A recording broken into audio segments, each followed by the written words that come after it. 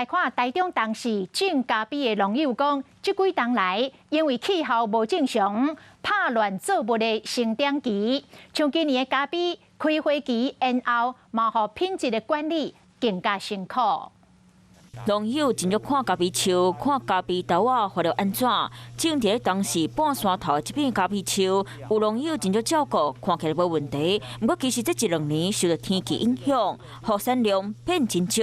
如果是粉红或者是淡红，它的甜度可能在15、16度。农友讲，一般咖啡开花期伫当年3、4月，果子伫果子树若到分慢落来就会较香。不过今年到7月，雨水要够，互咖啡树的生长期延后，嘛影响到养分的吸收，互果子闭开变得真歹看。现在等于是已经不是开花期了啦，开花期早就过了，所以它现在开花出来的结的果那个品质就不好。若受到雨水影响，今年温度悬，糖嘛多，农友透过定期整理，希望互当时的咖啡会能继续维持好品质。